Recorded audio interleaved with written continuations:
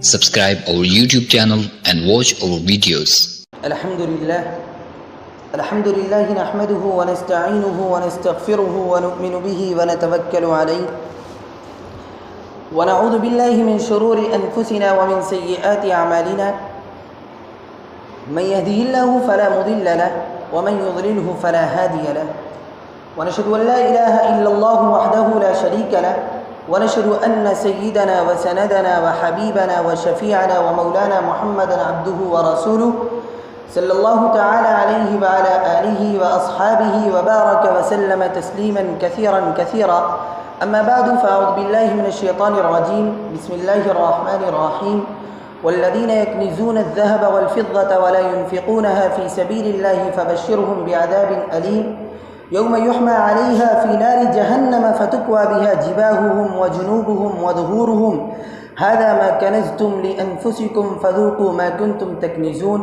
آمنت بالله صدق الله مولانا العظيم وصدق رسوله النبي الكريم ونحن على ذلك من الشاهدين والشاكرين والحمد لله رب العالمين۔ میرے محترم بزرگوں اور دوستوں اور میرے غیور نوجوانوں، میں نے آپ حضرات کے سامنے خطبے میں ایک آیت تلاوت کی۔ اس آیت میں اللہ تبارک و تعالی ارشاد فرماتے ہیں، دردناک سزا کی خوشخبری سنا دو ان لوگوں کو جو سونا چاندی جمع کر کے رکھتے ہیں اور انہیں خدا کی راہ میں خرچ نہیں کرتے۔ ایک دن آئے گا اسی سونے چاندی پر جہنم کی آگ دہکائی جائے گی اور پھر اسی سے ان لوگوں کی پیشانیوں، پہلوؤں اور پٹھوں کو داغا جائے گا۔ یہ ہے وہ خزانہ جو تم نے اپنے لیے جمع کیا تھا، لو اب اپنی سمیٹی ہوئی دولت کا مزہ چکھو۔ میرے عزیزوں، انسان جس طرح اپنی جان اور اولاد سے محبت کرتا ہے، اسی طرح وہ اپنے مال سے بھی محبت کرتا ہے۔ جان اور مال کی محبت اگرچہ فطری ہے، مگر وہ اپنی جان اور مال کا مالک نہیں ہے، بلکہ امین اور خزانچی ہے۔ جان اور مال کا حقیقی مالک اللہ تبارک و تعالی ہے۔ مالک جس طرح مال کو رکھنے اور خرچ کرنے کا حکم دے گا، امین اور خزانچی کو اسی کے مطابق خرچ کرنا ہوگا۔ یہ نہیں ہو سکتا کہ وہ مالک کی مرضی کو نظر انداز کر دے۔ ایک کافر و مشرک تو یہ سوچ سکتا ہے کہ جو مال اس کو اپنے باپ دادا سے ملا ہے یا خون پسینہ ایک کر کے اس نے کمایا ہے وہ اس کا مال ہے، کسی اور کو اس کے مال میں ہدایت دینے کا حق نہیں، کسی اور کو اس کے مال میں دخل دینے کا حق نہیں۔ مگر جو شخص اللہ پر ایمان رکھتا ہو اور اس بات پر بھی ایمان رکھتا ہو کہ جو کچھ اس کے پاس موجود ہے، جو کچھ اس کے پاس ہے وہ اللہ کا دیا ہوا ہے اور اللہ کی امانت ہے، اللہ پر ایمان لانے کا تقاضا یہ ہے کہ اللہ کا حکم مانو اور اس کے مال کو اللہ کی ہدایات کے مطابق خرچ کرو۔ میرے محترم بزرگوں اور دوستوں، اللہ تبارک و تعالی کا ارشاد ہے، آمنوا باللہ ورسولہ وانفقوا مما جعلکم مستخلفین فیہ فالذین آمنوا منکم وانفقوا لهم اجر کبیر۔ ایمان لاؤ اللہ اور اس کے رسول پر اور خرچ کرو ان چیزوں میں سے جن پر اس نے تم کو خلیفہ بنایا ہے۔ جو لوگ تم میں سے ایمان لائیں گے اور مال خرچ کریں گے ان کے لیے بڑا اجر ہے۔ جو لوگ مال و دولت پر سانپ بن کر بیٹھ جاتے ہیں اور خدا کی راہ میں اس کے نادار بندوں پر خرچ نہیں کرتے، قیامت کے دن یہی اس کے لیے عذاب بنے گا اور اسی مال کے ذریعے جہنم کی آگ سے اسے داغا جائے گا۔ اور جو لوگ اپنے مال میں اللہ کا حق پہچان کر، اپنے پروردگار کا حق پہچان کر زکوٰۃ و صدقات نکالتے ہیں وہ دنیا میں بھی پاکیزہ ہیں اور قیامت میں بھی ان کو انعام و اکرام سے نوازا جائے گا۔ میرے محترم بزرگوں اور دوستوں اور میرے غیور نوجوانوں، اللہ تعالیٰ نے انسانوں کے گناہوں کو دھونے کا ذریعہ صدقہ بنایا۔ جب گناہوں کی وجہ سے اللہ کا غضب بھڑکتا ہے تو یہ صدقہ اللہ کے غضب کو ٹھنڈا کر دیتا ہے۔ آقا مدنی صلی اللہ علیہ وسلم فرماتے ہیں کہ فرشتوں نے اللہ سے سوال کیا کہ پروردگار، تو نے پہاڑ سے بھی زیادہ طاقتور کوئی چیز پیدا کی ہے؟ اللہ تعالیٰ فرماتے ہیں ہاں لوہا پیدا کیا ہے جو اسے ریزہ ریزہ کر دیتا ہے۔ فرشتوں نے کہا لوہے سے بھی زیادہ طاقتور کوئی چیز پیدا کی ہے؟ اللہ تعالیٰ فرماتے ہیں ہاں آگ پیدا کی ہے جو اسے پگھلا دیتی ہے۔ فرشتوں نے کہا آگ سے بھی زیادہ طاقتور کوئی چیز پیدا کی ہے؟ اللہ تعالیٰ فرماتے ہیں ہاں پانی پیدا کیا ہے جو آگ کو بجھا دیتی ہے۔ فرشتوں نے کہا پانی سے بھی زیادہ طاقتور کوئی چیز پیدا کی ہے؟ اللہ تعالیٰ فرماتے ہیں ہاں ہوا پیدا کی ہے جو پانی کو اڑا دیتی ہے۔ فرشتوں نے کہا ہوا سے بھی زیادہ طاقتور کوئی چیز پیدا کی ہے؟ اللہ تعالیٰ فرماتے ہیں ہاں وہ بنی آدم کا صدقہ ہے، جب دایاں ہاتھ دیتا ہے بائیں ہاتھ کو خبر نہیں ہوتی۔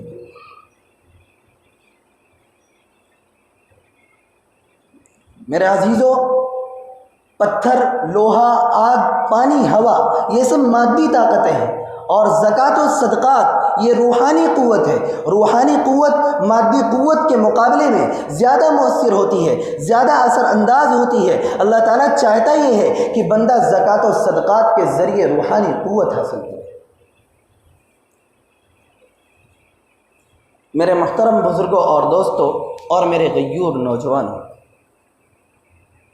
صدقہ مال کو گھٹاتا نہیں ہے بلکہ بڑھا دیتا ہے۔ اللہ تعالیٰ اسے بندے کے نامہ اعمال میں جمع کر دیتا ہے اور ایسے وقت میں اسے عطا کرتا ہے جب وہ اس کا ضرورت مند ہوتا ہے۔ آقا مدنی صلی اللہ علیہ وسلم نے صحابہ کرام سے پوچھا بتاؤ تم میں سے کس کو اپنے مال کے مقابلے میں اپنے وارثوں کا مال پسند ہے؟ صحابہ کرام نے عرض کیا اے اللہ کے رسول، ہم میں سے کسی کو بھی اپنے مال کے مقابلے میں اپنے وارثوں کا مال پسند نہیں ہے۔ آقا مدنی صلی اللہ علیہ وسلم نے تب فرمایا جو تم نے اللہ کے یہاں بھیج دیا، جو تم نے صدقہ کر دیا وہ تمہارا مال ہے، اور جو تم نے بچا کے رکھا وہ تمہارے وارثوں کا مال ہے۔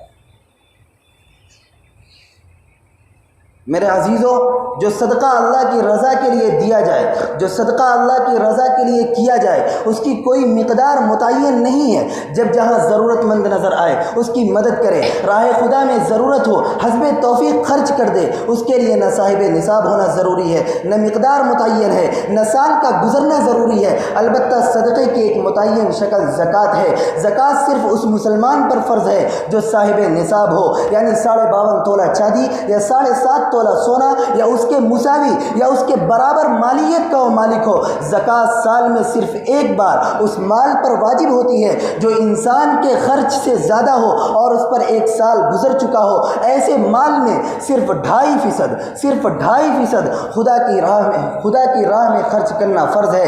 مال کے علاوہ زرعی پیداوار، سامان تجارت، غلہ اور جانوروں میں بھی زکوٰۃ دینا فرض ہے۔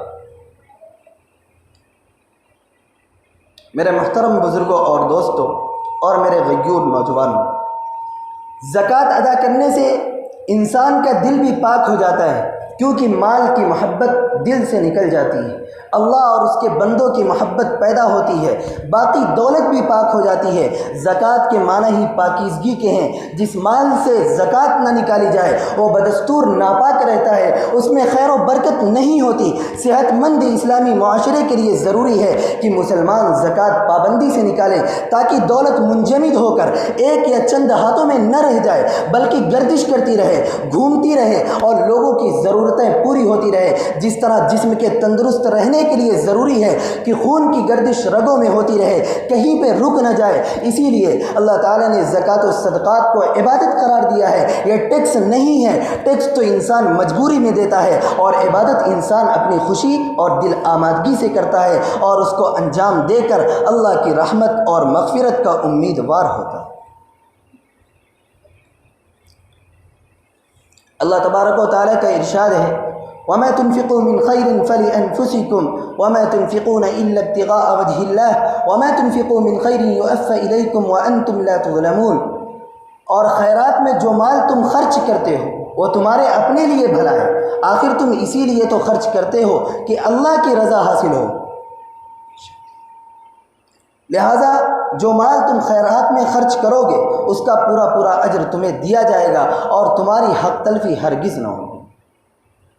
انسان زکوٰۃ و صدقات نکال کر اپنے ان بھائیوں پر خرچ کرتا ہے جن کی ضروریات زندگی آسانی سے پوری نہیں ہوتی اور وہ اپنی ضرورت پوری کرنے میں مالداروں کے محتاج ہیں، اللہ تعالیٰ نے ان کا حق مالداروں کے مال میں رکھ دیا ہے۔ اللہ تعالیٰ کا ارشاد ہے والذین فی اموالہم حق للسائل والمحروم، اور جن کے مالوں میں سائل اور محروم کا ایک حق مقرر ہے۔ اللہ تعالیٰ نے ناداروں سے یہ نہیں کہا ہے کہ وہ مالداروں کے در پر جائیں اور ہاتھ پھیلائیں، وہ مالداروں کے دروازے پر جائیں اور ہاتھ پھیلائیں، بلکہ مالداروں سے یہ کہا ہے کہ وہ ناداروں کا حق پہنچائیں۔ لہٰذا مالداروں کی ذمہ داری یہ ہے کہ وہ ناداروں کو تلاش کر کر کے، ضرورت مندوں کو تلاش کر کر کے ان کا حق ان تک پہنچائیں۔ لہٰذا اللہ تبارک و تعالیٰ نے زکوٰۃ و صدقات کے مستحقین کی فہرست بھی بیان فرما دی ہے۔ اللہ تبارک و تعالیٰ کا ارشاد ہے انما الصدقات للفقراء والمساکین والعاملین علیہا والمؤلفۃ قلوبهم وفی الرقاب والغارمین وفی سبیل اللہ وابن السبیل فریضۃ من اللہ واللہ علیم حکیم۔ یہ صدقات تو دراصل فقیروں اور مسکینوں کے لیے ہیں اور ان لوگوں کے لیے ہیں جو صدقات کے کام پر مامور ہیں، اور ان کے لیے ہے جن کی تالیف قلب مطلوب ہے، نیز یہ گردنوں کے چھڑانے، قرض داروں کی مدد کرنے، راہ خدا میں خرچ کرنے اور مسافر نوازی میں استعمال کرنے کے لیے ہے۔ یہ ایک فریضہ ہے اللہ تعالیٰ کی طرف سے، اور اللہ سب کچھ جاننے والا، دانا اور بینا ہے۔ یہی 8 قسم کے لوگ ہیں جو زکوٰۃ و صدقات لینے کے مستحق ہیں۔ بہت سے مالدار لوگ بھیک مانگنے نکل کھڑے ہوتے ہیں اور اسے پیشہ بنا لیتے ہیں۔ بہت سے صحت مند لوگ محنت مزدوری کرنے کے بجائے دستے سوال دراز کرتے ہیں۔ ایسے لوگوں کے بارے میں آقا مدنی صلی اللہ علیہ وسلم فرماتے ہیں لا تحل الصدقۃ لغنی ولا لذی مرۃ سوی، صدقہ مالدار آدمی کے لیے اور طاقتور اور مضبوط آدمی کے لیے حلال نہیں۔